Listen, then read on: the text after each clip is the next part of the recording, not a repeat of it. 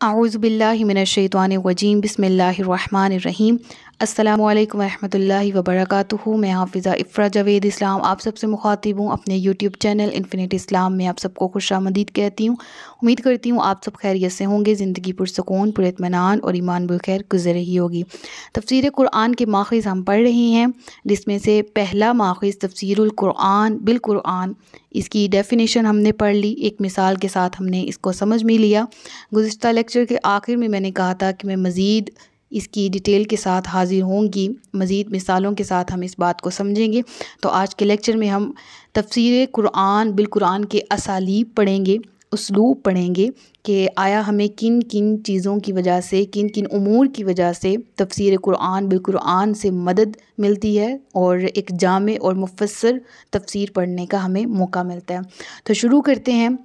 तफ़सीर Quran bill Quran के असालीब में सबसे पहले मुख्तसर को मुफस्सल करना, यानी इसका मेन मकसद क्या है तफ़सीर कुरान बिल कुरान का, कि कुछ आयात मुख्तसरन बयान होती हैं तो उनको फिर मज़ीद आगे चल के कुरान की किसी दूसरी सूरत में देखें तो वो मुफस्सल यानी तफ़सील से बयान हुई होती हैं।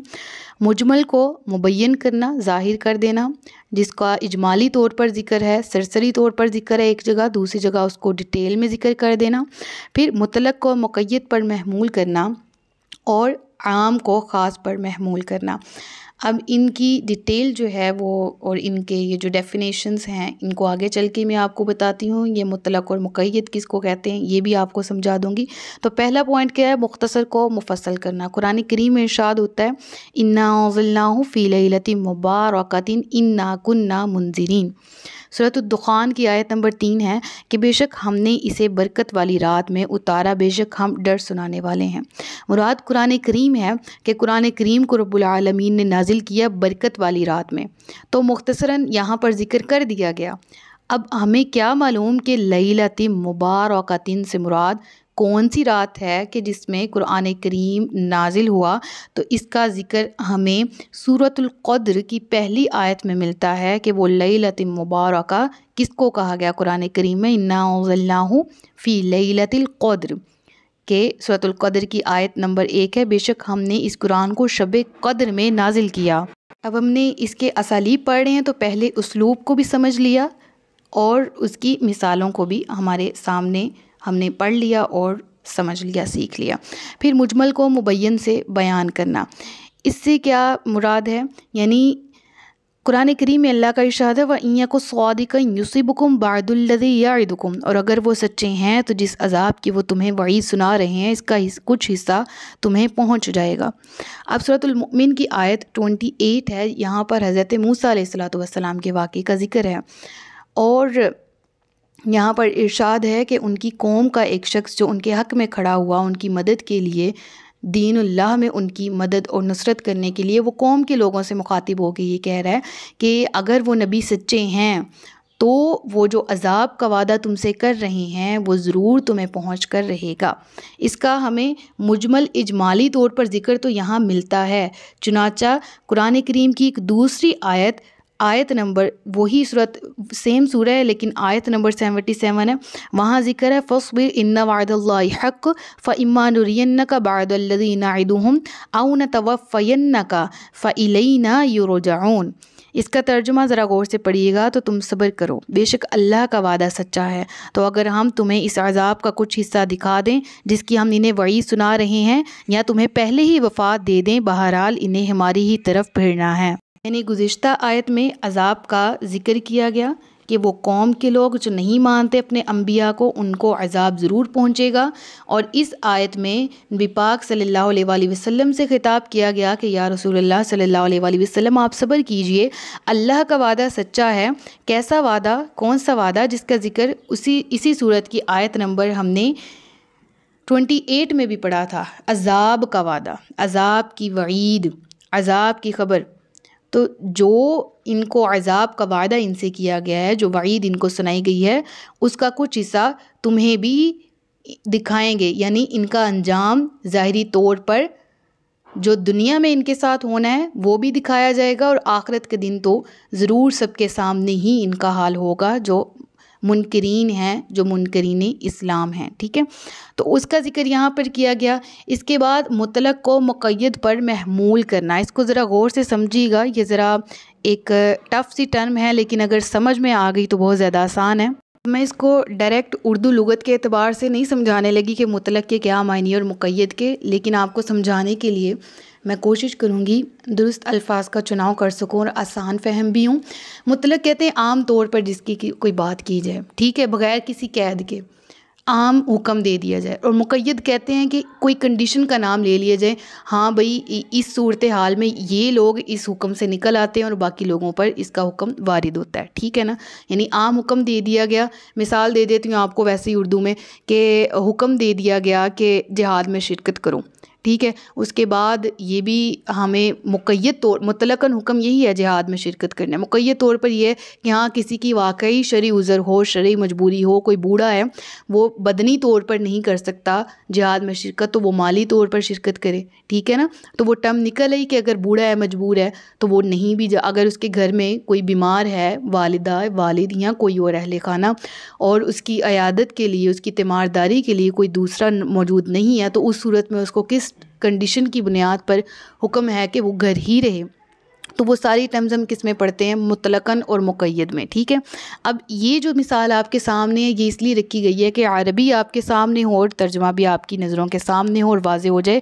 कुरान करीम में सूरह अल-माइदा की आयत नंबर 6 में इरशाद है फ़ग़सिलू वुजूहकुम व अयदियकुम इलल मराफ़िक़ि, तो अपने चेहरों को और अपने हाथों को कोहनियों तक धो लो। अब यहाँ पर जिक्र है इलल मराफ़िक़ि, वाज़े अल्फाज में कोहनियों तक। ठीक है, वज़ू का जिक्र है। अब वही आयत का मज़ीद कुछ हिस्सा छोड़ के दरमियान में मैंने लाइन इसीलिए लगाई है कि ये एक आयत नहीं है, इसका कुछ हिस्सा मैंने लिखा हुआ है यहाँ पर। फिर मज़ीद आगे चल के इरशाद होता है उसी आयत में फ़मसहू बिवुजूहिकुम व अयदियकुम मिन्हु, व अयदीकुम मिन। अब यह है तो अपने चेहरों और हाथों का इससे मसा कर लो। अब यहाँ तयम्मुम का जिक्र है और व अयदीकुम का जिक्र है अपने दोनों हाथों का, इलल मराफ़िक़ यहाँ लिखा हुआ। लेकिन हमें समझ जाना चाहिए कि तयम्मुम में सिर्फ हाथों का नहीं बल्कि बाजुओं का भी मसा करना है। तो ऊपर वज़ू के जब जिक्र आया तो कोहनियों का जिक्र किया गया मुतलकन, और फ़मसहू बिवुजूहिकुम व अयदीकुम मिन्हु में यहाँ पर मराफ़ी की कोहनियों का जिक्र नहीं है, लेकिन हमें हुक्म वाज़े होता नज़र आता है। ठीक है, तो मुतलक को मुक़य्यद पर महमूल करना से मुराद ये है कि जो चीज़ मुतलकन है, जो चीज़ वाज़े है, वो दूसरी सूरत में भी वाज़े है। इंसान को अपनी अक्ल सलीम से समझ जाना चाहिए। अब ऐसा नहीं है कि यहाँ कि कोहनियों का जिक्र नहीं है तो हम समझें कि तयम्मुम में कोहनियाँ भी नहीं, कोहनियों तक नहीं अपने हाथों का मसा करना, सिर्फ हाथ ही धोने हैं, ऐसा नहीं है। ठीक है, तो ये बात समझानी थी आपको मकसूद। अब जो लास्ट पॉइंट है वो ये है आम को ख़ास पर महमूल करना।